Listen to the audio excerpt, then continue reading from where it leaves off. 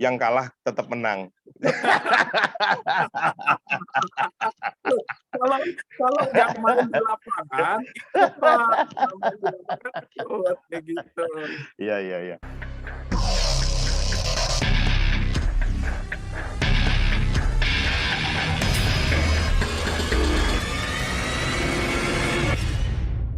Oke, selamat pagi semuanya. Salam 5 jari, 5 juta satu hari. Masih bersama saya Andi Permadi. Pada kali ini kita mengenal lebih dekat episode kedua bersama seseorang yang luar biasa.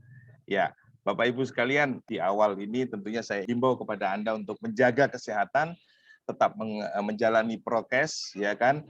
Pakai masker kalau Anda kemana-mana, Anda boleh bertemu offline, tetapi ingat, Anda tetap harus menggunakan masker, Anda harus sering cuci tangan atau pakai hand sanitizer tentunya.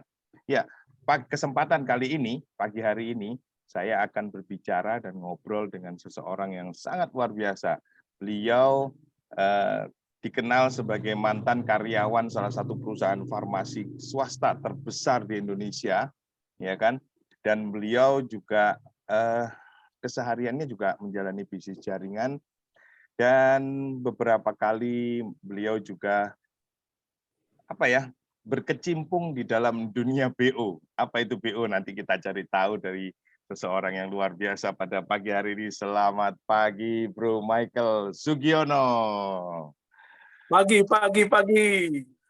Luar biasa. Ya, Pak Michael, kita ngobrol santai aja. Jadi nggak usah tegang, nggak usah terlalu, ya kita bukan acara Zoom SBO atau Zoom training ya malam pagi-pagi ini. Kita pengen ngobrol-ngobrol, di mana kita pengen tahu cerita-cerita lah, kita santai-santai. Barangkali ada yang bisa dipelajari dari perbincangan kita.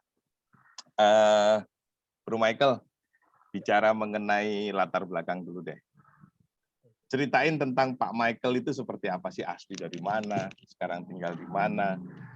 Ya seperti itulah kira-kira. Silakan Pak. Oke, ya. Thank you Pak Andi ya. Selamat pagi teman-teman semua. Ya. Oke, kalau saya aslinya dari sebuah kota kecil di Jawa Tengah ya, dari Tegal ya. Tapi saya sudah lama memang merantau ya, sejak SMA itu saya sudah keluar dari rumah, sudah merantau keluar kota seperti itu ya. Dimulai dari SMA itu kebetulan SMA saya sudah di Bandung kayak gitu kan. Ya, kuliah juga sudah di sini ya kuliah ya, dan waktu itu juga ngambil jurusan apoteker ya atau farmasi saya itu. Seperti itu ya. Nah, terus setelah itu kuliah itu terakhirnya tidak beres. Ya, kenapa tidak beres atau tidak selesai? Ya, karena kebetulan orang tua itu waktu itu sedang sakit ya. Jadi mendadak sakit, jadi tidak bisa untuk mengobati tidak bisa untuk membiayai seperti itu ya. Akhirnya apotekernya nggak selesai, baru di setengah jalan ya. Puji Tuhan ketika ini ya saya harus bekerja, akhirnya ngelamar diterima di perusahaan farmasi ya, Kalbe Farma seperti itu ya. Karena memang belum selesai apotekernya, sehingga kita harus memulai dari bawah lagi ya, jadi sebagai marketing atau map rep ya, atau detailer di ya, jadi ya kayak gitulah intinya, memulai karir di PT seperti itu, mulai di Bandung. Setelah itu ya sempat dimutasi di beberapa kota ya, pernah di Banjarmasin seperti itu, pernah di Medan ya, habis dari Medan setelah itu dimutasi lagi ke Semarang, habis dari Semarang dimutasi lagi ke Jakarta, habis dari Jakarta setelah itu balik lagi ke Bandung ternyata dari tempat pertama kali saya memulai di sini. Jadi dibalikin lagi lah ke Bandung lah, intinya seperti itu. Kalau orang tua sendiri latar belakangnya apa Pak? Orang tua latar belakangnya pekerja semua, jadi pekerja karyawan swasta ya, tidak ada yang usaha atau bisnis, semuanya pekerja seperti itu. Makanya saya sih ingin membuat perubahan di dalam keluarga ya. Jadi supaya ada ketika nanti saya udah berkeluarga dan memiliki anak seperti itu, ingin bahwa jangan hanya menjadi karyawan atau pekerja, bukan menjadi karyawan itu nggak baik, tapi ya saya ingin membuat perubahan bahwa oh ada yang berubah selama beberapa generasi, tidak hanya pekerja terus sampai meninggal juga pekerja, nggak seperti itu ya. Bukan pekerja itu nggak bagus, tapi ya kita mencoba membuat perubahan seperti itu ya. Karena ya pernah saya dapat kutipan yang sangat bagus ya. Kita tidak bisa memilih untuk dilahirkan di keluarga mana, tapi kita bisa memilih keluarga bagaimana yang akan kita bentuk seperti itu. Ya, jadi itu sih mindset-nya ya.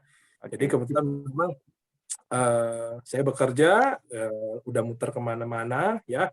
Akhirnya setelah saya bekerja kurang lebih 5 tahun ya, 5 tahun, terus orang tua ternyata anfal lagi, sakitnya parah ya. Waktu itu masuk di ICU sampai 1 bulan ya, intinya seperti itu ya. Terus, nah di situ yang saya kumpulkan banyak ya dari bekerja, akhirnya habislah di situ. Saya waktu itu membayar tunai senilai 350 juta waktu itu gara-gara itu seperti itu. Akhirnya saya memulai dari awal lagi seperti itu. Ya, ya intinya seperti itu. Ya namanya cobaan permasalahan hidup pasti kan silih berganti ya. Ada aja ininya ya seperti itu. Oke. Terus kalau dikenalkan sama bisnis jaringan sejak tahun berapa itu? Dikenalkan bisnis jaringan itu dari tahun 2015 lah ya, 2015 2015. ya, ya 2015 Itu dan mengenal ya pertama kali bisnis jaringan ya? mengenal pertama kali bisnis jaringan ya coba-coba masih kayak gitu ya, nggak jalan langsung sih, nggak langsung jalan besar, tapi ya ada sih perlahan kayak gitu, tapi ya lumayan ada hasilnya. Ya memang belum belum banyak seperti itu ya. Apa Itu yang memotivasi Pak Michael mau gitu jalanin bisnis jaringan? yang memotivasi saya untuk menjalani bisnis jaringan adalah adanya passive income di situ. Hmm. Jadi kita tertarik sama bisnis jaringan itu gara-gara passive income. Ya, tertariknya karena passive income ya. Jadi ternyata memang kita menganalisa seperti seorang CEO atau seorang pemilik perusahaan itu juga, kalau saya melihat ya karena dia memiliki karyawan-karyawan ya otomatis dia pun juga passive income seperti itu. Hmm. Itu yang saya ini, tapi bisnis jaringan adalah yang memberikan solusi karena kita nggak mungkin menjadi CEO karena modalnya pun ratusan miliar atau mungkin triliun seperti itu. Tapi dengan bisnis jaringan, kita bisa menjadi owner-nya sendiri, kita bisa menentukan dengan modal yang sangat minim seperti itu. Hmm. Ya, jumlahnya tidak terlalu besar, tetapi kita bisa memiliki bisnis sendiri yang bisa kita kerjakan di mana saja dan kapan saja kayak gitu. Ya. Hmm. Nah, seperti itu. Tapi waktu awal-awal ya saya melihat waktu itu ya ada beberapa, tapi saya kan nggak sebut merek di sini ya, jadi nggak Nah, sebut jangan. nama ya. Gitu. Ya. Terus itu bisnis jaringannya bentuknya produk atau bisnis jaringan yang Produk, Pak. seperti apa? Produk ya. Produk. Betul. Itunya produk ya. Jadi Ada lagi nggak selain bisnis jaringan? Maksudnya bisnis-bisnis yang lain atau mungkin apalah? Selain bisnis konvensional ya, artinya selain bisnis jaringan apa mungkin ada asuransi, ada bisnis apa lagi ya? Yang sifatnya freelance lah. ada. Jadi itu di tahun 2015 ya atau 2016 itu pernah dikenalin ya bisnis asuransi juga ya. Oh, bisnis Jadi asuransi. ujian juga yang berwarna merah-merah lah gitu, intinya seperti itu ya. Nah itu menjalani kayak gitu kan, tapi memang itu ketika itu masih bekerja di Kalbe Farma seperti itu. Jadi bagi waktu ya, intinya seperti itu, freelance kan, seperti sambil kerja juga, sambil menjalani juga kayak gitu kan. Ya ternyata memang hasilnya kurang maksimal karena saya cuma hanya dalam waktu setahun cuma 5 nasabah ya, 5 atau 4 nasabah seperti itu yang ini yang membuat kayak ini. Akhirnya saya putuskan sih di situ tidak lanjut lagi seperti itu untuk di bisnis asuransi, intinya menutup diri untuk asuransi seperti itu. Karena Saya- menurut saya sulit gitu, karena banyak training, banyak ini. Karena Hmm, saya di kantor sudah mumet ya dengan target, dengan apa, ketika di asuransi yang freelance istilah kata ya, di training juga, hmm. yang di training dan juga ada ya disuruh datang ke pertemuan apa segala kayak gini, itu ya yang menurut saya ya bukan tidak efektif ya bagus, tapi karena waktu saya tidak ada, karena saya posisinya juga masih tetap harus ngantor seperti itu ya. Beda ceritanya ketika saya kalau sudah tidak bekerja lagi kan pasti akan lebih fokus seperti itu Oh, ya. menarik ini. Jadi, lah terus selama beberapa tahun menjalankan bisnis jaringan. Nah, bisnis jaringan juga ada bisnis asuransi. Oke lah, sekarang masih bertahan di bisnis jaringannya, ya kan?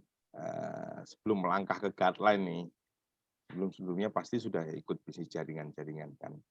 Mana lebih? Saya tidak bicara mengenai yang terbaik sebenarnya, tapi menurut kalau bagi Pak Michael sendiri, apa sih yang membuat bisnis jaringan itu dalam tanda kutip tampak lebih mudah?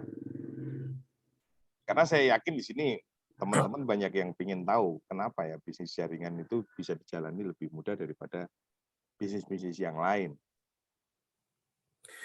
Ya, jadi yang pertama untuk bisnis jaringan itu kenapa membuat bisnis jaringan dijalani lebih mudah? Yang pertama adalah tadi ya modalnya lebih terjangkau Hmm, seperti itu ya. modalnya lebih.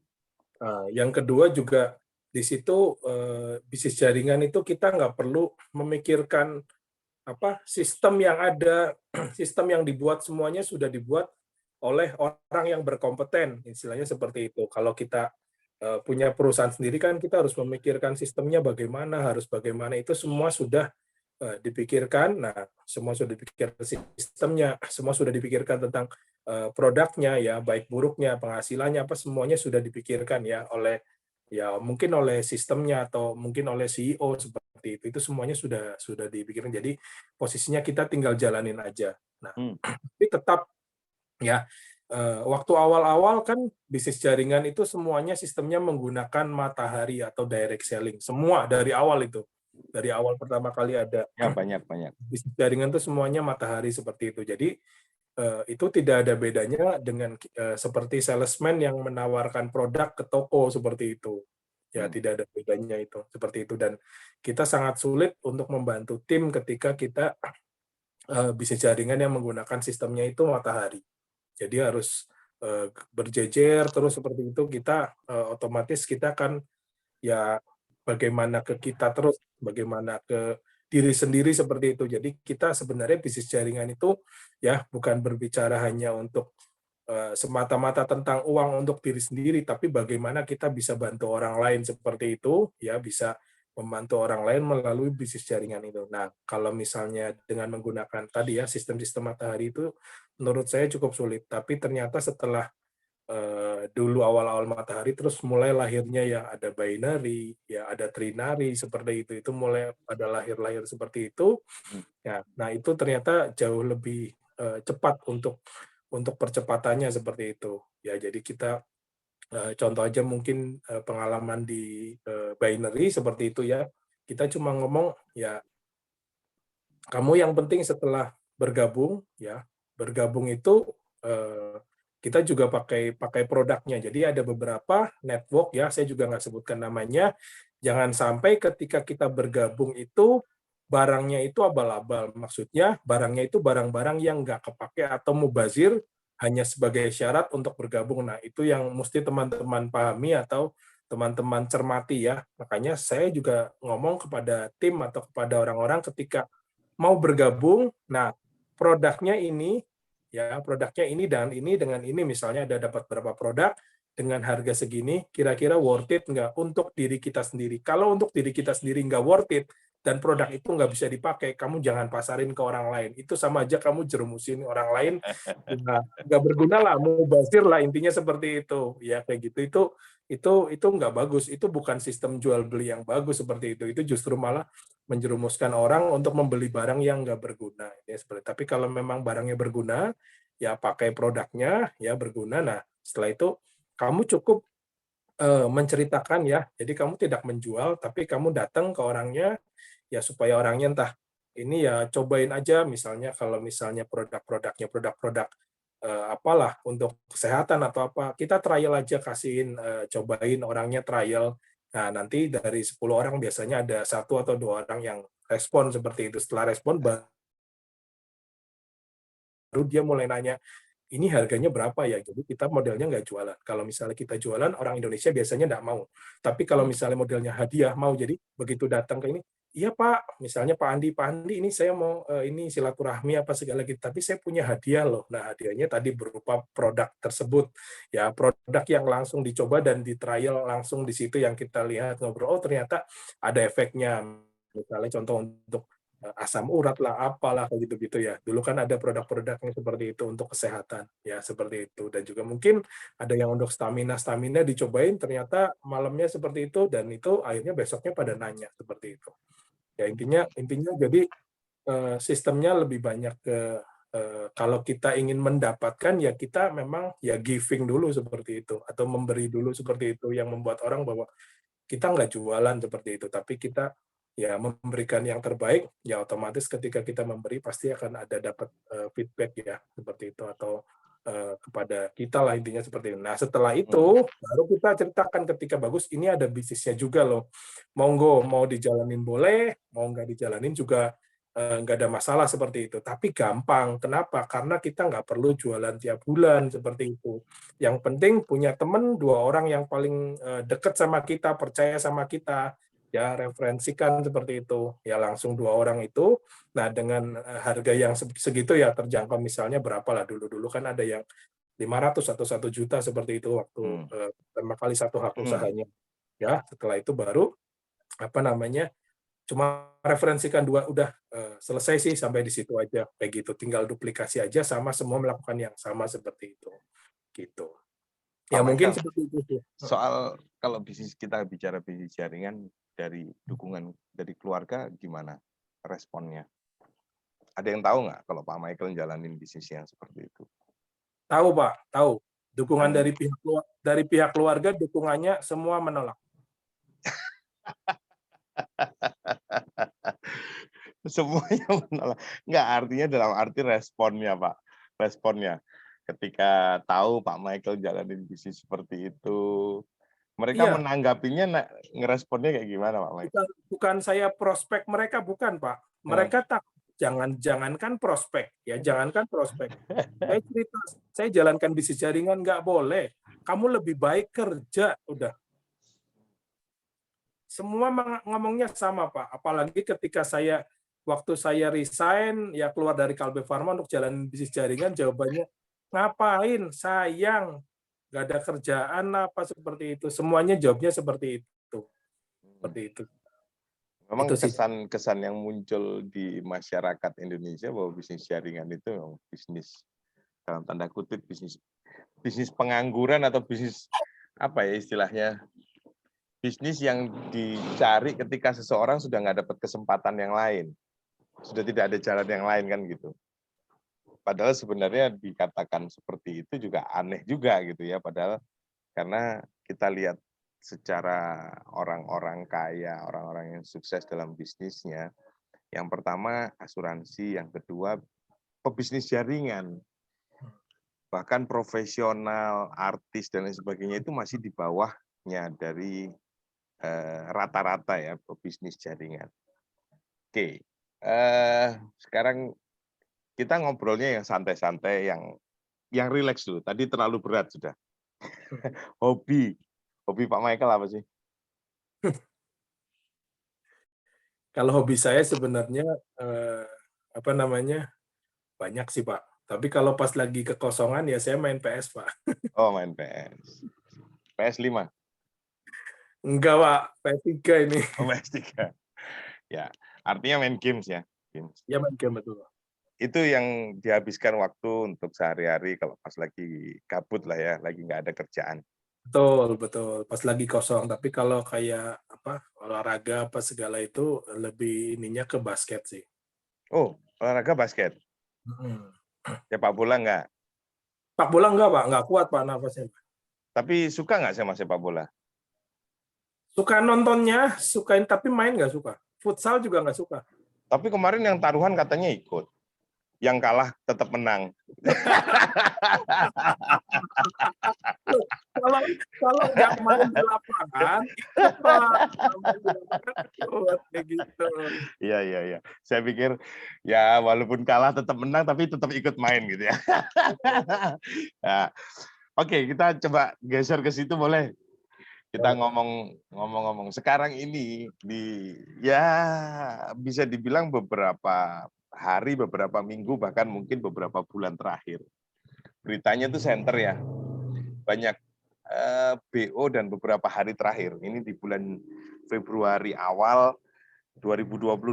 Jadi beberapa hari kemarin kita sempat mendengar ramai sekali BO-BO yang scam. Nah, boleh nggak aku tahu BO, dijelasin lebih secara inilah.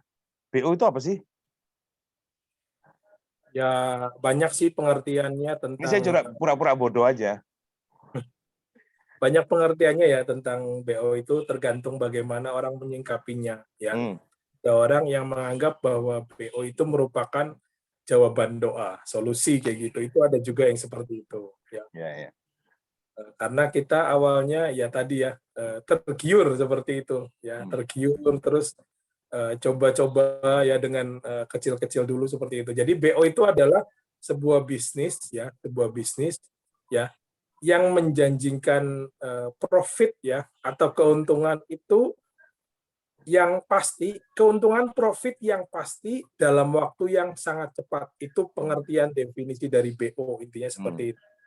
Ya. Kalau kepanjangannya BO itu macam-macam? Enggak? Atau binary option itu adalah salah satu kepanjangannya? Bukan, bukan. Binary option beda lagi, itu bukan BO, Pak. Ya. Itu bukan BO. Terus Bukan, ya itu BO, tapi singkatannya bukan binary option. Seperti itu ya. Singkatannya nggak dibahas kan. BO juga ada dua ini, Pak. Ada BO yang di ini, yang permainan uang, ada BO juga yang permainan perempuan juga BO, Pak. ya, Pak Mike, kita nggak bahas yang itu deh. Oke, Kita bahas jaringan. Pernah ada di dalam situ atau mulai kapan, ceritanya seperti apa? Sudah lama ya Pak ketika memulai maksudnya ada waktu mulai BO-BO pertama itu sudah lama, mungkin tahun 2000 apa ya, mulai itu 10 ya atau 12 lah seperti itu. Pertama kali ikut BO? Belum ikut Pak waktu itu, yang ikut itu setelah yang scam terus baru yang kedua seperti itu baru mulai ikut. Sebenarnya besar banget ya yang dijanjikan dari BO itu, Pak Mike. Artinya kok bisa menggiurkan itu seperti apa? Iya, setiap perusahaan pasti beda-beda. Dia punya konsep sendiri seperti itu, Pak. Punya konsep sendiri, ya. Kenapa orang tertarik sekali untuk mengikuti cara-cara seperti itu sebenarnya? Karena kan kita tahu ya walaupun itu besar, tapi boleh nggak dikasih analisa secara logikanya bahwa sebenarnya semacam itu tuh nggak masuk akal gitu. Nah, kadang ada banyak orang yang merasa bahwa siapa bilang itu nggak masuk akal gitu. Masuk akal kok. Nah, kita bisa membantah itu tidak masuk akalnya itu penilaiannya dari analisanya dari mana sih? Ya, jadi kayak gini. Waktu awal-awal itu memang belum sebesar yang segila sekarang seperti itu. Ya, dulu itu masih ya, tapi masih lebih besar keuntungannya daripada profit atau deposito di bank itu masih lebih besar. Patokannya Itu deposito bank nih. Betul, patokannya deposito bank seperti itu. Ya, deposito bank itu 1 tahun hanya berapa ya? 3% atau? Ya, 5% maksimal paling tinggi deposito. Ya, 5% itu setahun. Ya, dia itu awal-awal itu ketika berdirinya BO dia bisa 5% 1 bulan, Pak. Awalnya. Awalnya seperti itu, ya. Tapi secara logika 5% sebulan kalau di dalam bisnis perputaran uang apa istilahnya jual beli forex saham itu saya rasa bukan hal yang tidak mungkin. Waktu zaman tahun 2010 itu belum tenar, Pak, saham sama forex itu. Kita orang-orang awam belum mengerti, kecuali memang pemain IHSG. Itu kita belum tahu, belum. Jadi seperti forex, saham, trading, dan sebagainya baru mulai marak itu kurang lebih 3 atau 4 tahun ini, Pak. Oh, Ke awam, Pak. Tapi kalau IHSG ya itu hanya beberapa orang saja seperti itu, nggak semua seperti itu. Ya. Jadi ketika kita masukin misalnya contoh 1 juta bisa dapat 50.000 sebulan kayak gitu ya, dia taruh aja misalnya setahun berapa, kita kalikan setahun berarti sudah 60%, Pak. Itu yang dibandingkan, sedangkan deposito cuma 5%. Seperti itu, Pak. Itu pembanding ketika dikalikan setahun itu langsung beda jomblangnya ya. banget. Tetapi kan itu bukan sesuatu hal yang salah dalam tanda kutip ya Pak Michael. Yang kita bicara bahwa ada orang yang ngasih, katakan menawarkan BO. Contoh nih, saya nawarin Pak Michael BO. Apa yang dinyatakan sebagai, wah ini nggak mungkin nih. Gitu. Analisanya orang nggak mungkin dapat uang segitu itu dari mananya. Karena kalau kita bicara forex, kita bicara penjualan saham, jual beli saham ya, itu masuk akal banget gitu loh, 5%, 10%. Ya, Pak. Jadi kayak gini, itu waktu awal-awal itu untuk kita naruh duit itu kita sebenarnya waktu awal-awal kita nggak tahu, tapi dananya itu di-lock, Pak. Kita nggak sadar. Oke, oh maksudnya itu depositnya kita, uang yang kita masukkan ke sana itu di-lock? Di-lock, Pak, untuk dalam waktu jangka beberapa, tergantung kita ngambil paketnya. Yang kita ngambil 1 bulan. Nah, ketika kita misalnya contoh ya, semakin lama kita naruh duit, itu lebih dari 5%, Pak, dibuatnya seperti itu. Itu termasuk yang robot-robotan gitu? Ya, iya kita ngomong, ada kan Bu, sekarang ini juga bisnis. Main forex robot lah, dan sebagainya. Itu Ya, termasuk di situ? itu sudah beda konsep, Pak. Nanti saya jelasin lagi, itu sudah beda konsep. Ya. Jadi, kita cerita tentang mengenai BO tradisional, Pak, waktu awal-awal. Ya, jadi di-lock, kalau misalnya dana itu misalnya kita ngambilnya berapa? 3 bulan, 6 bulan, 1 tahun, seperti itu. Jadi tergantung kita ngambil paketnya, karena ada paketnya. Jadi kalau misalnya kita 1 tahun, terus dengan join-nya yang sampai ratusan juta seperti itu keuntungannya jauh lebih besar.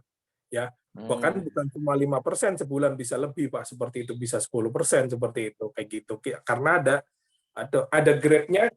Nah, grade itu yang memacu untuk orang-orang untuk supaya top up lebih tinggi, seperti itu, Pak. Itu yang BO seperti itu. Nah, yang kedua adalah yang membuat ini adalah ketika seseorang yang melakukan referral, itu mereka dapat 10%, Pak, dari duit yang masuk. Seperti itu. Dari ya, duit yang didepositokan, bukan dari keuntungannya. Betul, dari duit yang didepositokan, Pak. Itu yang awal-awal BO, Pak. Itu yang kemarin yang pada akhirnya scam itu, atau bagaimana? Beda cerita, Pak, beda kasus itu. Beda kasus lagi? Beda kasus lagi. Nah, itu seperti itu. Nah, kalau misalnya dianalogikan seperti ini, contoh ya. Kita tidak berbicara tentang tadi ya, ini masih BO tradisional, tidak berbicara tentang forex, trading, robot, dan sebagainya. Itu anggap aja orang awam nggak ngerti. Anggap aja misalnya kita jualan bakso lah ya. Nah, kenapa kok bisa sih dia menyimpulkan bahwa 1 bulan atau ini bahkan bisa keuntungannya bakal segini, keuntungannya bakal 10%. Sama aja kita saya naruh duit ke Pandi, saya naruh 10 juta deh. Saya nggak mau tahu, pokoknya tiap bulan Pandi harus ngasih bunga ke saya 5%. Ya, berarti ngasih ke bunga ke saya 500.000. Nah, ini duitnya 10 juta. Mau Pak Andi itu jualannya laku, mau jualannya nggak laku, mau bangkrut, mau ditangkap Satpol PP, mau apa, nggak urusan. Artinya itu fix diberikan segitu gitu? Fix, Pak, fix. Oh, artinya bisnisnya nggak naik turun, tapi fix dikasih segitu? Iya. Jadi tidak ada perjalanan istilahnya naik turunnya grafik itu dia nggak ikut merasakan, orang cuman pokoknya dapat 5% sebulan, intinya seperti itu. Oh, itu BO tradisional. BO tradisional, Pak. Oke. Terus yang sekarang BO yang profesional, yang lebih modern. BO profesional itu dimulai di tahun 2017 ya. 2017 atau 2018 seperti itu. Nah, di situ sudah mulai kita mulai mengenal ya adanya kripto di situ. Ya, ada kripto, betul. Adanya kripto, terus ada sesuatu lah, pokoknya ada perusahaan dari Jerman apa segala ngomongnya datang apa segala kayak gini ya, dan kita melihat bahwa ada grafiknya kayak gitu, ada grafiknya yang merah dan hijau seperti itu ya, ada grafiknya. Nah, dan kita ngelihat bahwa kita juga sebenarnya nggak ngerti kayak gitu cara menganalisa chartnya apa segala, kita nggak tahu, cuma ngelihat oh iya ya, ini menjual ini naik, menjual ini turun, menjual ini naik, menjual ini turun, dan itu 24 jam terus bergerak ya. Kita percaya bahwa ini bukan ini bukan BO, tapi memang murni untuk penjualan seperti itu, penjualan ya kayak ya gitulah pokoknya di pasar saham ya, forex lah, jual beli uang kayak gitu. Nah, itu banyak sekali orang yang masuk atau bergabung di situ karena ngelihat bahwa ada grafiknya bagus. Nah, waktu itu apakah saya masuk? Ya saya masuk, tapi saya tetap untuk BO saya membatasi. Ya maksimalnya itu saya main ketika ini ya $100 lah atau 1.400.000 Jadi saya buat mengelola manajemen keuangan seperti itu. Yang membuat saya mulai khawatir dan curiga dengan BO ini ya, kita top up-nya ya top up dolar. Bentuknya dolar. Tapi yang anehnya dolarnya itu nggak bisa dicairkan dalam bentuk, maksudnya gitu. Kita cairkanlah langsung dalam bentuk dolar atau apa langsung ke rekening kita, nggak bisa. Terus caranya gimana? Ya, caranya kita harus transfer ke rekening Upland, nah nanti Upland yang ngasih ke kita dalam bentuk rupiah. Jadi intinya dolar itu hanya bisa di komunitas itu, nggak bisa keluar. Jadi mereka membuat mata uang sendiri, dolarnya mereka seperti itu. Jadi posisinya ketika orang mau join itu ya harus beli dolarnya itu dari Upland seperti itu, dari leadernya seperti itu. Dan yang lebih enaknya lagi ya, waktu itu memulai curiga itu adalah ketika ada selisih harga di situ ya. Ketika kita mau mencairkan ke Upland nih tanpa harus ngerekrut. Masa kita mau nyairin duit harus ngerekrut orang dulu, kan aneh di situ. Nah, itu mulai nggak benar, tapi itu udah mulai jalan setahun waktu itu sih. Dan orang banyak sekali yang masuk, tapi seperti itu dia memiliki mata uang sendiri, Pak, seperti itu. Itu waktu BO sudah modern, semi modern awal-awal seperti itu. Dan itu juga sudah scam juga. Suaranya nggak ada, Pak. Ya, enggak. Ya, jadi apa istilahnya? Jadi saya kan kalau kita coba sekarang dengan ini kita langsung real yang di lapangan. Sekarang zamannya ada orang yang menjual tentang robot. Saya nggak sebut perusahaan ya. Ada perusahaan, ada banyak ya. Ada banyak perusahaan, bukan cuma satu. Ada beberapa itu menjual robot dan kita bisa lihat itu mereka melakukan transaksi naik turunnya pakai basis aplikasi di handphone, jadi orang itu bisa tinggal lihat kapan bagaimana. Nah, pertanyaan saya, kenapa itu menjadi sesuatu hal yang salah?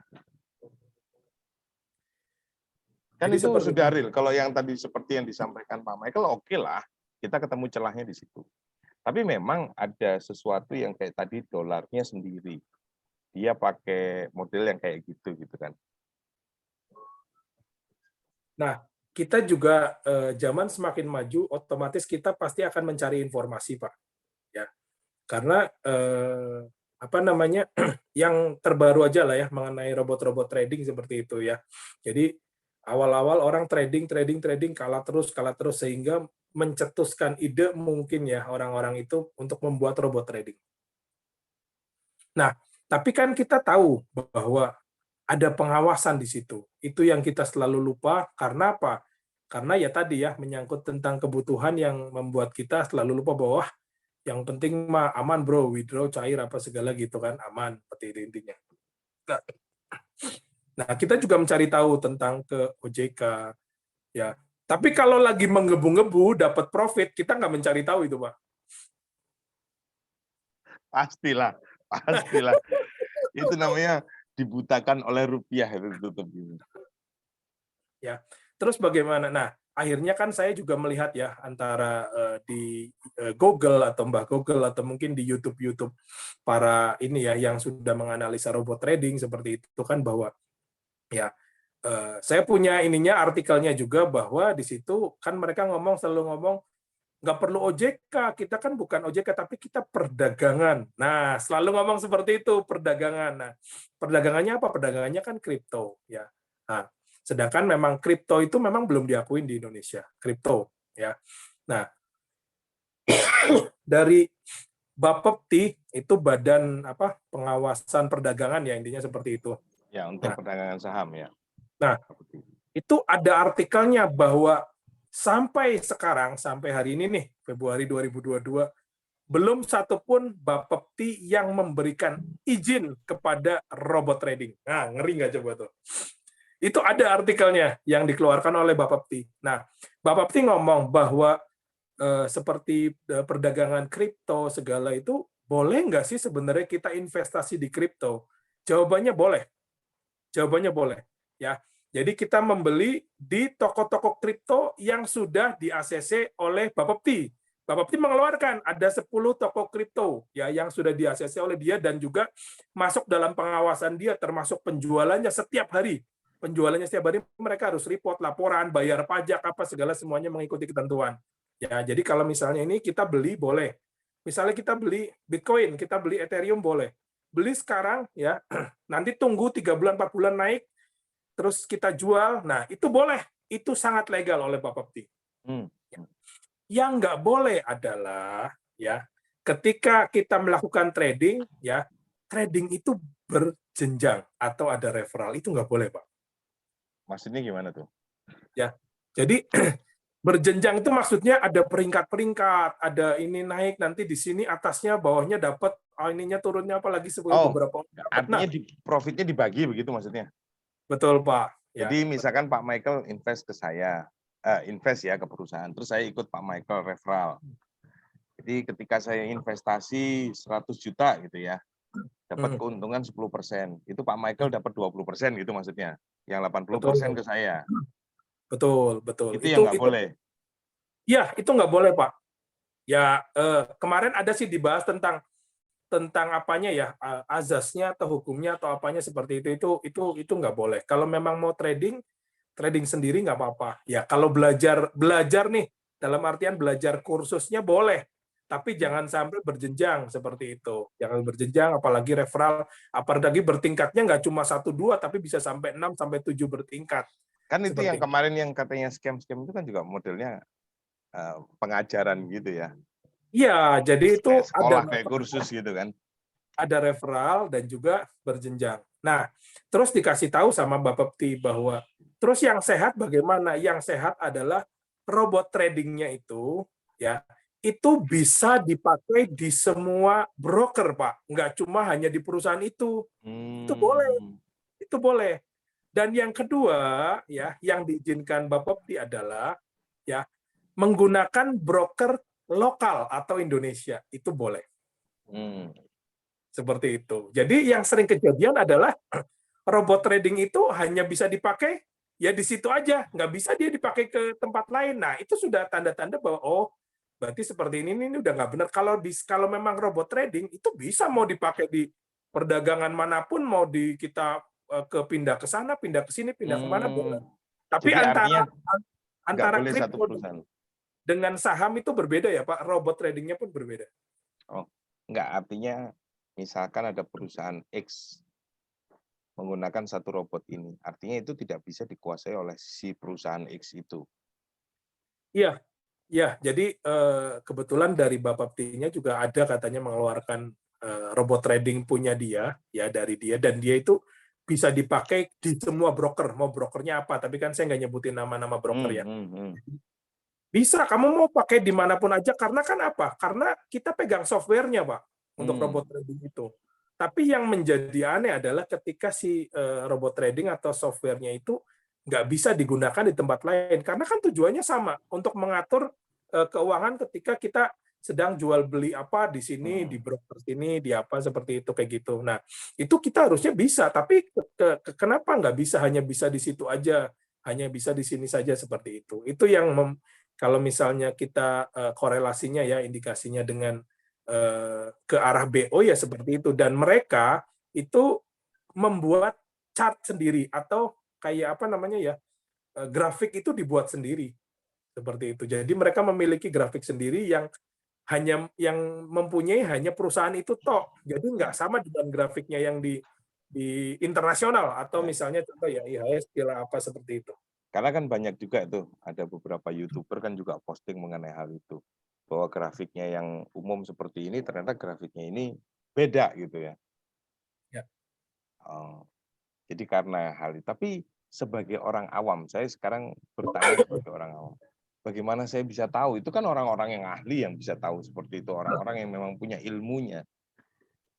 Sekarang anggap nih Pak Mike, ada orang di desa, dia habis jual tanah, atau dia katakan dapat apa ya istilahnya seperti yang kemarin pembebasan jalan tol gitu kan, dapat duit nih 10 miliar. Nah, dia nggak ngerti nih, gitu kan. Terus ditawarin deh sama orang yang seperti itu. Akhirnya karena diiming-imingi dalam tanda kutip bunga yang luar biasa, terus dia ikut. Nah, pertanyaannya apa yang bisa disarankan untuk orang awam? Ini kita agak sedikit ada edukasinya, boleh ya, dikit ya Pak Mike. Untuk orang awam yang nggak ngerti apa-apa, sebenarnya hal apa sih yang harus diperhatikan dalam kata kuncinya agar perusahaan kita istilahnya mau deh kita berinvestasi tapi dengan tanda kutip yang aman. Kalau mengenai profit dan loss itu hal yang biasa, gitu kan. Tapi keamanan perusahaan ini kan juga harus jelas. Ya, jadi kalau misalnya saya sendiri ya, kalau untuk orang yang awam itu lebih ke arah menyarankan lebih baik ya, itu pembeliannya dalam bentuk saham, surat-surat berharga seperti itu. Ya, jadi itu. Dan itu resmi dari IHSG, OJK, dan kita juga dapat setelah kita melakukan transaksi pembelian itu kita juga di email bahwa kita memiliki saham, contoh dari perusahaan mungkin ya, ada perusahaan kan ada BCA seperti itu kita di email Pak, suratnya itu kita dapat memiliki 3 lembar saham BCA itu ada dan itu resmi seperti itu. Dan kita maksudnya ketika kita mencoba ini kan ya kita nanti awal-awalnya belinya kecil dulu lah, misalnya 5 lot atau 1 lot atau berapa kayak gitu, dan itu bisa dipertanggungjawabkan secara negara. Tapi memang nggak bisa dinyatakan pasti deh diberikan bunga segini itu nggak bisa. Kalau saham memang nggak bisa pasti seperti itu, tapi memang fluktuatif seperti itu ya. Tapi keuntungannya apa ya? Saya sih nggak mau endorse salah satu saham atau apa segala, nggak ada ya. Nah, tapi itu resmi dan legal ya. Kalau diomongin keuntungan ya bisalah dalam waktu setahun bisa nyamain lah ya, bukan nyamain ya, paling bisa 10-20% ya, ada 30% 1 tahun ya, kita berbicara tentang 1 tahun untuk saham sendiri bisa, tapi tergantung ya, balik lagi ke sahamnya bagaimana. Sebelum kita ini pun kita juga sudah menganalisa tentang fundamental ya, fundamental sahamnya, perusahaannya bagaimana, terus kedepannya akan bagaimana. Contoh misalnya ya, kita akan investasi di perusahaan semen misalnya, kan ini akan mau pembangunan Indonesia baru lah misalnya seperti itu. Nah, ini berarti ada profit di situ, atau mungkin di perusahaan-perusahaan konstruksi seperti itu, yaitu juga apa namanya prospeknya bagus ya. Di situ ada peluang atau kemungkinan untuk naik, tapi tidak ada investasi yang menjanjikan fix pasti akan dapat segini, itu enggak ada seperti itu. Pada dasarnya seperti itu.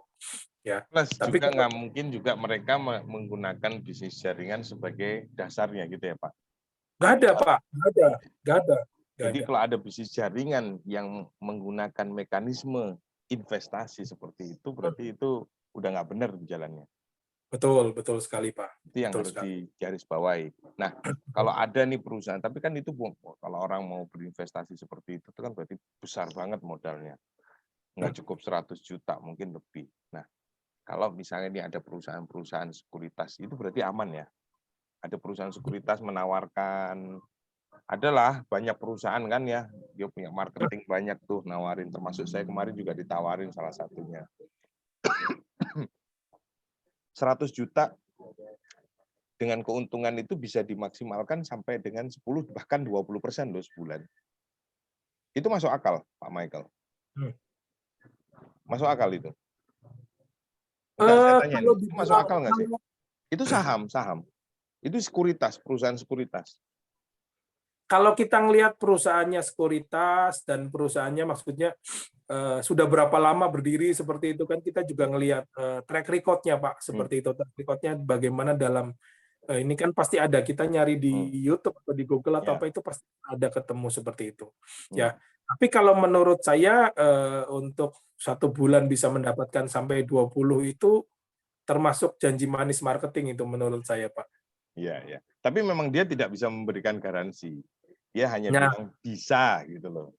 Atau dalam satu momen itu bisa mencapai sekian gitu loh. jadi semuanya itu sebenarnya yang baik itu sebenarnya gini Pak. Tapi memang orang awam ya sulit ya, maksudnya kalau kita hanya mempercayakan dana kita sama orang itu bahaya Pak. Ya, kita edukasinya jangan sampai kita mempercayakan dana kita kepada orang itu atau kepada marketing sekuritas, jangan. Semua login apa semuanya transaksi mau top up mau withdraw semuanya harus di tangan kita. Seperti itu ya. Kenapa? Karena apa? Ya tadi saya ngomong, bisa nggak sih tadi sampai 20% segitu? Kalau cuma didiamkan saja, saya jawab nggak bisa, Pak. Maksudnya bagaimana? Ya pastilah. Karena setiap minggunya itu ada pergerakan. Nah, ketika ada pergerakan meskipun naiknya hanya 1.000, nah di situ kita bisa jual. Nah, kalau itu masuk akal ketika di situ kita bisa masuk kita jual untung segini tergantung kita pengaliannya kita punya berapa lot tadi, berapa lembar sahamnya seperti itu. Nah, nanti ketika itu turun lagi ya kita bisa membeli lagi. Nah, itu fenomenanya di saham. Nah, seperti itu, Pak. Itu bisa kejadian. Nah, nanti ini kan masih saham yang normal, nanti masuk lagi ada namanya saham-saham yang gorengan-gorengan itu ada juga, Pak. Oke. Bicara soal yang kayak gitu-gitu nggak akan ada habisnya nih. Kalau kita bicara bisnis jaringan sekarang, kalau dari Pak Michael sendiri melihat aktivitas bisnis jaringan kita ini seperti apa sih Pak di masyarakat Indonesia? Cukup aktifkah? Kalau untuk bisnis jaringan, maksudnya jaringan secara keseluruhan atau Ya, bagaimana? secara keseluruhan. Karena kan gini, seperti halnya investasi-investasi yang tadi saya ngomong tentang BO dan lain sebagainya, mereka menjadi ilegal ketika mereka menggunakan sistem atau mekanisme jaringan, ya, entah itu binari atau sistem matahari, ya. Itu menjadi ilegal kan. Nah, artinya potensi bisnis jaringan itu besar banget. Ya betul. Nah, dari pandangan Pak Michael ke depannya ini seperti untuk saat ini dan ke depannya seperti apa sih bisnis jaringan? Masyarakat Indonesia menurut saya ya, ini mungkin menurut saya, kacamata saya, orangnya itu aja kok. Ya Pak Michael lagi gitu. Artinya ya si A lagi, si B lagi, Dia tidak punya hanya kecil sekali mereka yang orang-orang baru terjun dalam bisnis jaringan seperti itu. Nah, kalau menurut Pak Michael sendiri seperti apa? Jadi intinya ya untuk bisnis jaringan itu meskipun sudah banyak booming, tapi di masyarakat awam itu masih banyak penolakan, maksudnya masih orang itu masih antipati. Ya. Ya karena dia kapok mungkin, karena dia sudah pernah terus kapok. Bisa Pak, ada juga yang kapok, ada juga yang dikasih tahu teman Pak. Oh. Karena suka gosip lah ya, ketemu teman-teman lama apa segala kayak gitu ya. Jadi intinya seperti netizen. ya yang kita perlu garis bawahi ya contoh ya misalnya ya, teman-teman jangan khawatir atau jangan takut ketika tiba-tiba kita menghubungi teman lama. Ya mungkin teman-teman juga punya pengalaman lah. Teman lama nggak pernah kontak, tiba-tiba kontak nanyanya, hey gimana kabarnya bro? Ya kan? Pasti Kabarnya ujungnya baik. ke situ. Nah, orangnya itu yang kita hubungi, kita belum ngomong A, B, C, D, E, lu mau nawarin asuransi atau MLM? Nah, selalu itu pasti. itu fenomena itu memang. Itu fenomena yang terjadi di semua bisnis network ataupun insurance lah, itu sama seperti itu, kurang lebih sama seperti itu. Ya jadi masih sangat bukan awam, sudah ada di sekitar kita, tapi cuma ya tadi ya pikirannya kurang terbuka, ya pikirannya kurang ini ya. Nah, tapi mereka jangan salah, ketika ada tetangganya yang ikut, mereka nggak akan ikut, Pak. Tapi ketika tetangganya tiba-tiba beli mobil, nah itu mereka ikut. Oh, berarti ternyata bisnis jaringan ki ono duite ya. Nah, ada uangnya ya seperti itu. Nah, itu baru mereka ikut kayak gitu, baru mulai mencari tahu. Tapi kalau disuruh menjadi pionir itu rata-rata mereka nggak mau, Pak. Ya, ada beberapa karakter orang kayak gitu, terutama kalau awam itu nggak mau. Jadi dia ngelihat dulu. Tapi misalnya ternyata yang ikut terus, wah rugi kejeblos ya gitu apa? Untung aku nggak ikut, untung aku nggak ikut. Nah kayak gitu loh Pak. Intinya seperti itu. Kalau Pak Michael sendiri nih, lebih suka, ini pertanyaan, lebih suka mana? Merekrut mereka yang memang sudah jalan jaringan atau yang masih awam? Tergantung Pak. Ketika kita memulai awal nih, mulai awal. Saya pasang formasi kuda-kudanya semuanya pemain dulu Pak, karena untuk naikin income. Karena Pak tidak munafik, ya karena saya perlu operasional juga Pak. Ketika itu sudah terbentuk, ya nanti mereka pasti ya di tengah-tengah karena pemain ya, atau mungkin sudah profesional, itu pasti akan aneh-aneh apa segala ini dan itu apa segala. Ya, nah ketika di situ, nah jangan sampai terjadi pada saat itu kita mulai rekrut yang awam di situ. Jadi kita bukan kita awam dulu terus baru mereka, enggak. Kita rata-rata ke mereka dulu, setelah itu baru ke awam, Pak. Kalau saya ya. Kalau untuk orang awam, lebih bagusnya. Kenapa, Pak? Ya, kalau misalkan ada ketemu sama orang awam nih, disaraninnya lebih bagus cari yang seperti apa? Cari pemain. Kan kadang nih banyak nih, saya ketemu orang awam nih. Oh Pak, kemarin saya nawarin teman saya, ternyata dia itu pemain jaringan. Oh, gini Pak, kalau orang awam sebaiknya mencari yang seperti bagaimana ya? Kalau saran saya, ya kita jangan membatasin mau yang seperti bagaimana Pak. Ya, carilah sebanyak-banyaknya ya. Tapi memang orang awam, kalau saran saya memang lebih fokusnya mencari yang awam juga. Kenapa? Ya. Sama-sama belajar. Sama awam, mereka masih kan yang orang awam itu kan sudah kita training, sudah kita ajarin, sudah kita ini kan minimal mereka punya bekal ya. Tapi ketika mereka merekrut yang leader atau pemain, mereka diserang balik Pak dan bisa join ke sana. Itu yang mental-mentalnya nggak kuat Pak, intinya seperti itu. Kayak gitu sih Pak untuk sarannya. Kalau yang awam, mendingan awam juga ya, dan disarankan ketika lagi prospek orang awam itu ya konsultasi juga ke leadernya kayak gitu. Ya memang sih boleh ya coba-coba, tapi awal-awal ketika belum pernah prospek, kalau jauh ya pakai WA, tapi kalau deket dampingi dengan leadernya sampai beberapa kali closing. Misalnya contoh ya mungkin kalau saya sih batasin sih 5 ya atau mungkin 10. Setelah itu dia sudah tahu oh cara ngomongnya seperti ini cara. Jadi namanya apa ya kalau pendampingan lah ini seperti itu. Ya, membantu tim pendampingan lah. Oke. Last but not least, untuk guideline sendiri, Pak Mike. Kenapa?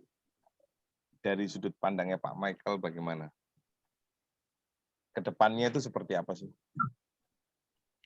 Punya bayangan nggak? Bisa membayangkan nggak? setahun dari sekarang, 2 tahun dari sekarang, dengan kondisi hari ini dan yang kemarin kita sudah melalui sama-sama ya, Pak Michael kan juga udah bulan apa itu, Mei ya, join. Ya, ya. Artinya sudah sejak awal di guideline lahir. Kemudian perjalanan kurang lebih sekitar berapa bulan ini? 9, 8, 10 bulan. Ya, ya. 9 bulan. Ya. Dari sudut pandang Pak Michael, feel free aja Pak. Seperti apa sih guideline itu nanti ke depannya? Setahun dari sekarang deh. Atau terus kemudian 5 tahun dari sekarang. Atau sebenarnya seperti apa? Jadi kalau untuk guideline sendiri ya, kalau saya ya terus terang bahwa memang guideline itu ketika saya cerita kepada orang-orang ya rata-rata masih belum tahu kecuali pemain. Seperti itu. Ya itu awam itu masih banyak yang belum mengerti atau belum tahu ya. Jadi pangsa pasar kita itu masih sangat besar ya dan kita masih bisa terus ya untuk kita bisa bertumbuh seperti itu ya. Karena pangsa pasarnya sangat besar dan orang awam ketika dijelaskan tentang produk ya apalagi kita dapat free ya hadiah seperti itu yang diberikan itu juga sangat menarik sekali ya menurut mereka itu wih gila ini bisnis murah banget ya seperti ini ya. Ya pangsa pasarnya masih sangat besar tapi memang ada makanya saya ngomong ada plus dan minusnya seperti itu Pak ya ketika join itu mudah untuk mengclosingkan orang karena kita ya membandingkan dengan yang bayarnya 5 tahun seperti itu, ya itu langsung rata-rata sih masuk ya atau closing seperti itu. Ya, tetapi ya tadi ya ada beberapa apa namanya? Ya mungkin ya kelemahan-kelemahan atau apa yang orang itu biasa dapatnya bulanan karena selalu mengunggulkan ya closing sekali dapatnya 2 tahun kayak gitu-gitu ada yang seperti itu ya. Nah, kalau ini kan katanya guideline harus produksi terus seperti itu ya harus jadi capek atau lelah atau apa seperti itu ada yang berpendapat seperti itu dari antara tim-tim saya juga ngomong seperti itu kayak gitu ya. Jadi kalau misalnya untuk pertumbuhan masih akan bertumbuh terus Pak seperti itu.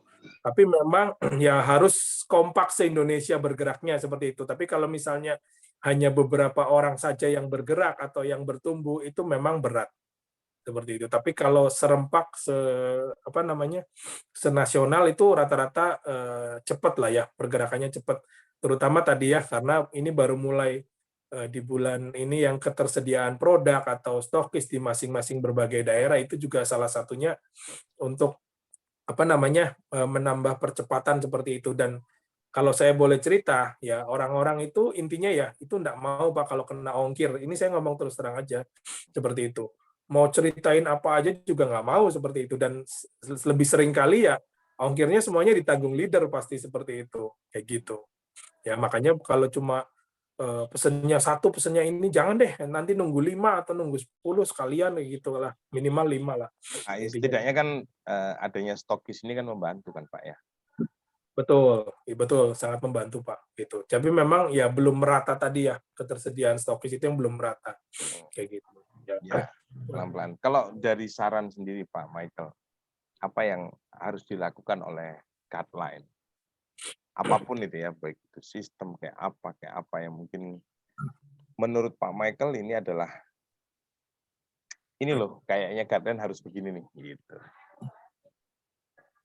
Ya, jadi ya langkah-langkahnya sudah betul ya kayak kita penambahan produk apa segala inovasi apa segala itu bagus karena kan dilakukan oleh beberapa perusahaan-perusahaan network yang sudah eksis pun mereka selalu ada penambahan produk seperti itu ya ya ya sebenarnya yang menjadi masukan-masukan daripada tim itu adalah ketika produk-produk terutama produk-produk yang fast moving dan fast repeat order ya itu bisa dimasukkan menjadi join awal kayak gitu mereka untuk dijoinkan awal seperti itu tapi dengan harga yang sama 250 seperti itu kan karena di tempat lain ya kayak gitu jualan kolagen misalnya, contoh ya, joinnya awal pertama dengan itu dan mereka dapat tadi ya bonus apa pasangan apa segala, intinya seperti itu. Karena kita kan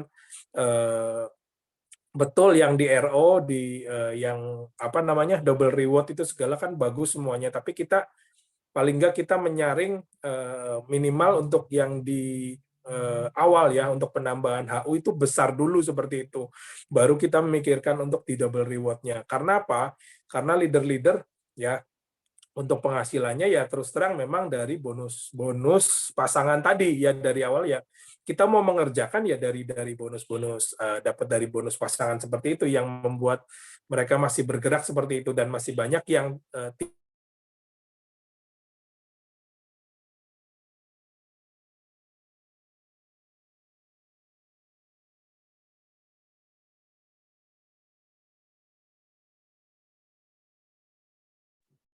Halo, Pak. halo, halo. Ya loh Pak. Keputus kayaknya. Keputus barusan. Tadi kayaknya ngehang. Ngeheng. Oke, oke. Kalau dari Pak Michael sendiri, harapan yang terbesar untuk kedepannya di Guideline sendiri seperti apa, Pak? Sebagai seorang Michael Sugiono, akan seperti apa setahun ini? 2022 aja, nggak usah jauh-jauh. Maksudnya harapan untuk siapa? Untuk perusahaan, Untuk untuk saya? diri sendiri, untuk Pak Michael di Guideline, tapi melalui Guideline ini apa yang bisa didapatkan? Oh iya, ya. Kalau harapan, Goals-nya. ya kalau harapan semuanya ya dikorelasi dengan yang sudah yang kita kerjakan setiap hari, program-program yang ada kayak gitu ya, program-program yang sudah terbentuk seperti itu ya. Tahun ini ya harus mencapai Presiden Klub, Pak, seperti itu, Pak. Kalau kita membuat ini ya, itu kita harus membuat apa namanya mimpi itu atau harapan ya, kita harus tinggi, kalau bisa di atas langit, di luar angkasa seperti itu. Jangan kita membuat mimpi itu kecil-kecil seperti itu. Kita membuat mimpi itu yang tinggi seperti itu.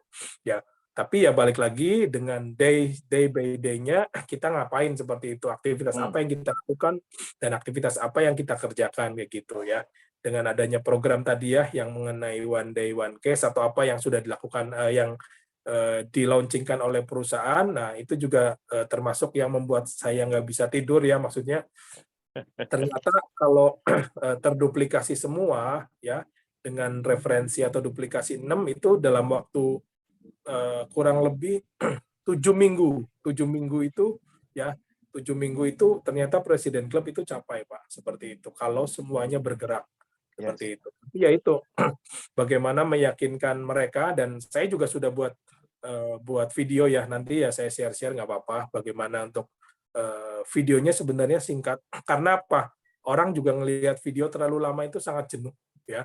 Kita harus buat video-video yang singkat. Jadi video singkat tentang penjelasan plan B ya. Plan B sebenarnya nggak bisa langsung semua dijelasin singkat karena pasti kan cukup lama. Jadi saya pecah-pecah. Ada yang Bonus bagaimana generasi sendiri gitu ya. bonus generasi sendiri seperti itu. Nah, itu saya buat di bawah 5 menit, Pak, video-videonya kayak gitu. Ya jadi kenapa? Karena setiap kali saya presentasi atau prospek ke orang itu ngomongnya sama. Jadi kalau misalnya berulang-ulang kali kayak gitu ya cukup capek juga seperti itu ya. Jadi ketika ini ya bisa lihat video atau hanya pembukaan saja, hanya sekilas sahabat, nanti kan mereka apa yang ditanyain, oh ya ini kekurangannya, ini apa yang ditanyain, sharing ya, itu mungkin seperti itu sih Pak, yang kalau yang iniin saya seperti itu harapannya ya.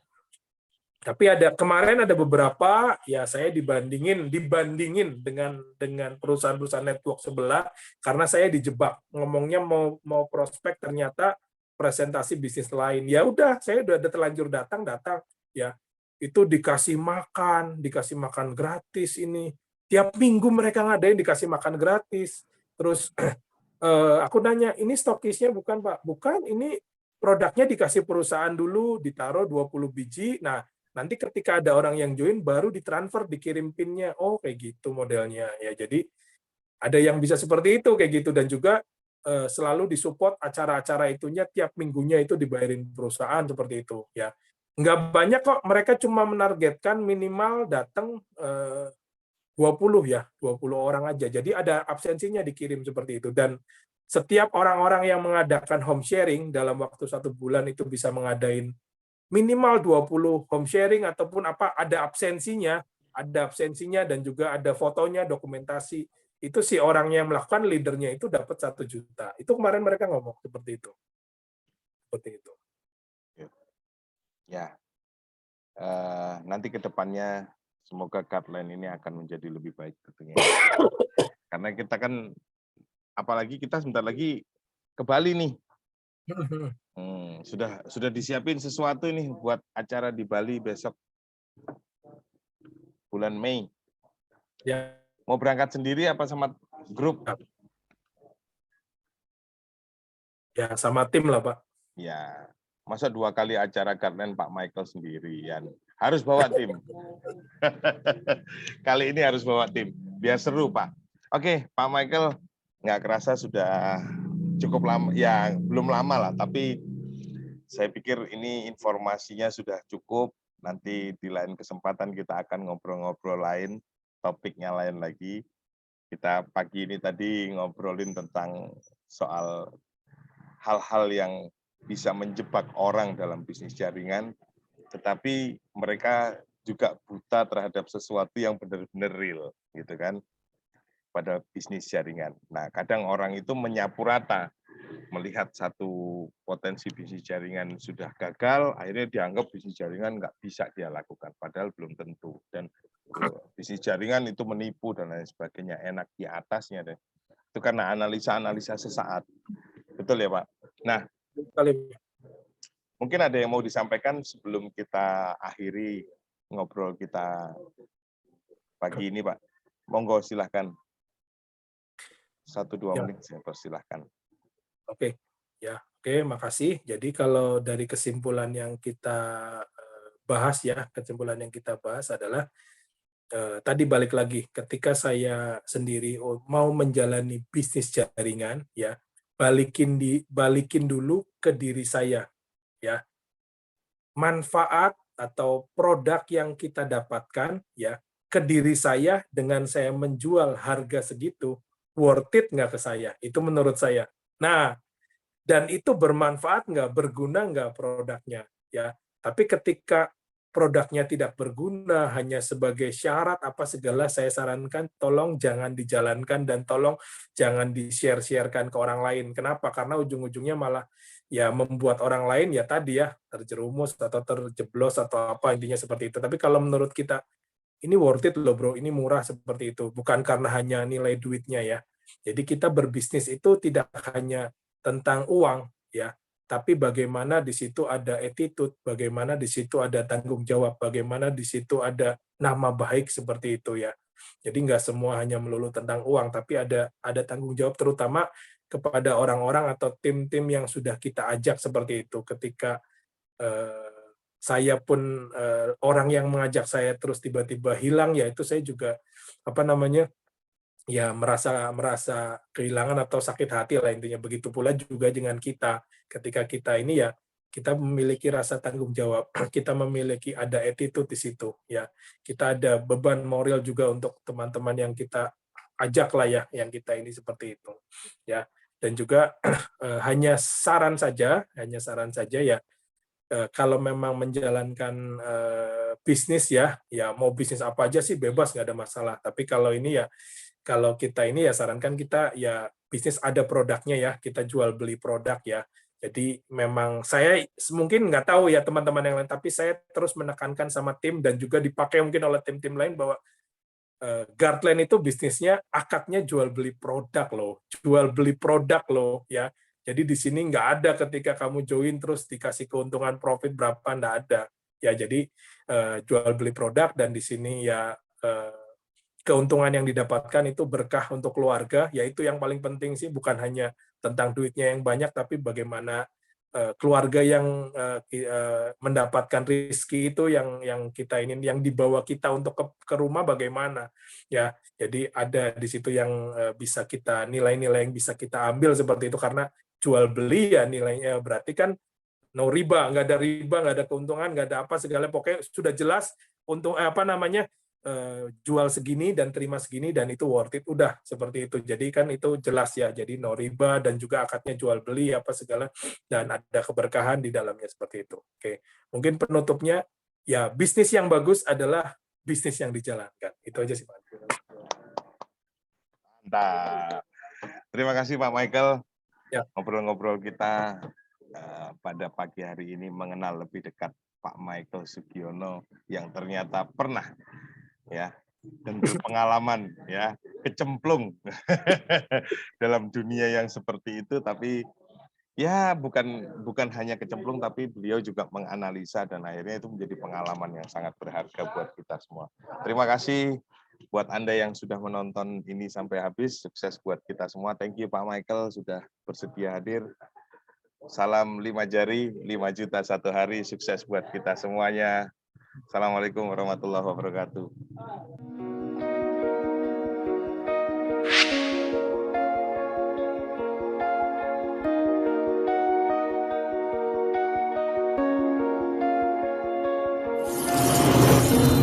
Be the guardian of your family and join Guardline for your dreams.